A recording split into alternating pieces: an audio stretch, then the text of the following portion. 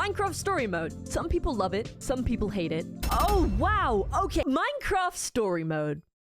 It's a game. Something I don't think anyone knew they wanted, but when it came out, everyone needed it. It is till this day the biggest Minecraft spin-off of all time. And in the mid-2010s, it took the internet by storm. But as soon as it blew up, it felt like it blew away. Nowadays, you can't even buy it. It's basically been wiped from the internet. The only way you can play it is by buying heavily expensive and priced up copies or Netflix? But there was a magic to this game, and that's what I'm here to talk about today. So my name's Ava, and let's get into the video. Now, I'm just gonna preface by saying we're gonna skip over a bit here. While I'd love to get in depth about Telltale Games and who they are, this is a complete history of Minecraft Story Mode, not Telltale Games, the game company.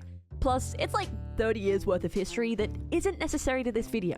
So, regardless, it's the 2010s and a small indie video game company. Telltale Games has been on the incline for years, growing so big as to obtain and create games out of massive IPs like Batman, Borderlands, and what most people know them from, Telltale's The Walking Dead series. Choose Your Own Adventure games were all the hype on YouTube, and after a smart play by Telltale Games, they decided their next step was to partner with a small indie game that had been steadily growing. Not many people had heard of it though. Minecraft. Officially announced at Minecon in 2015 with a trailer, but had been in development since 2013, and also semi-announced in 2014 through an online interactive adventure game named InfoQuest 2. Sorry, what? Minecraft Story Mode was announced to the public, and this first trailer really demonstrated just how special this game was going to be. It had some big-name actors attached to this project, including Patton Oswalt, the late great Paul Rubens, Matthew Mercer, Billy West, the incredible Ashley Johnson, and so many more. Split into 5 chapters, we followed Jesse and their ragtag group of friends as they sought to restore the legendary Order of the Stone. But it wasn't going to be easy. We'd have to fight mobs, talk to characters, and solve challenging puzzles. Minecraft was very much a blank canvas for the developers that allowed storytelling to really be pushed to its max, but also allowed for a bunch of choices to be sprinkled throughout that would change the course of your game depending on what you chose. Also, the major villain for the first 5 chapters was freaking terrifying! The Witherstorm was one of the coolest evil creatures ever, that honestly should have been brought to the main Minecraft games. I mean, it technically is with mods, but that doesn't count. The ending though, when we fight that thing, no spoilers, but I cried. If you know, you know, tears. Honestly though, this game felt like a massive Minecraft cinematic. It was like if Fallen Kingdom was a playable video game and Telltale did a really good job of incorporating the stuff you'd normally do in Minecraft, like building, crafting, and defeating evil googlies. It seemed like this game was gonna be a breath of fresh air that was very much needed in the 2015 Minecraft scene. We stick together and we'll be fine. October 13th, 2015, the game released, and people had opinions. Some thought it was a shameless cash grab, a worse version of Minecraft cinematics you'd see here on YouTube. Others, myself included, thought this game was amazing. A unique spin on a simple yet timeless game.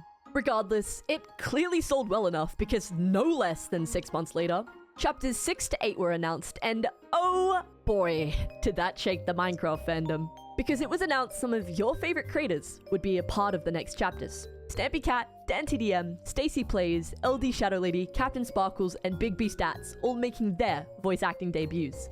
This is what I get for leaving the lab. It really is. I mean, White Pumpkin?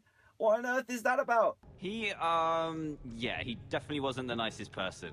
It was really cool to see people that helped shape Minecraft into the huge phenomenon it was finally get recognized for their achievement. But some thought other creators deserved it more, and it caused a bit of an argument between the fandom. But regardless, when these episodes were released, it didn't stop them from seeming to sell really well.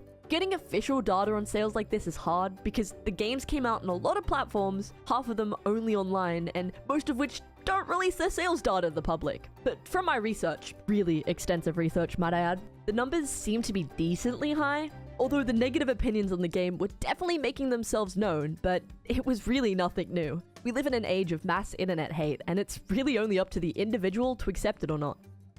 Firstly though, you should subscribe to see more videos like this and join a pretty vibey community. Also, I would really appreciate it. I'm trying to get to 100k by the end of this year. Quick though, I'm going to time you have 5 seconds to subscribe.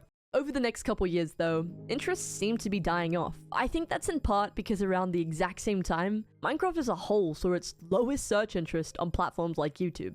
Kind of felt like Minecraft as a whole, for lack of the word, was dying. But that apparently didn't stop Telltale from releasing a Season 2.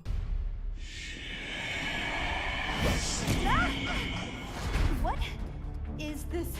Surprising almost absolutely everyone, in July of 2017, a trailer dropped for Minecraft Story Mode Season 2. And straight off the bat, it didn't really reach the hype Season 1 did. Unfortunately, it seemed like everyone wasn't as invested for a second run with Jesse and their crew. But regardless, July 11th the game dropped, and this game again had us journeying with Jesse and their friends. This time, facing off against the seemingly unstoppable villain, the Admin. We were also introduced to new standout characters, like Radar the Comic Relief, voiced by Yuri Lowenthal, Jack the Big Shot Adventurer, voiced by Fred Tatasciore, and our big bad, the Admin, voiced by JB Blanc. Honestly, this outing was very enjoyable. It took all the good parts from the last game and expanded on them to make them better. Personally, I really like the new villain, and the tonal shift to be slightly darker was a much needed addition. But unfortunately, it just didn't reach the target audience. Sales were low. Views on YouTube also low. Season 2 failed to capture the magic the first game had, and because of that, over the next couple years, Minecraft Story Mode just became another game that collects dust on the shelf. It unfortunately didn't help that in 2018, Telltale, the game company, shut down. It went bust. Turns out they weren't actually profiting from most of their games, and in turn, with the declining interest and sales for their games, partners of the company pulled out and they just couldn't fund to keep themselves running anymore. So they closed their doors, letting off 90% of their company with a 30-minute timer to get their stuff and get out. And soon after, they couldn't fund for the other 10%, and with that, Telltale Games were no more.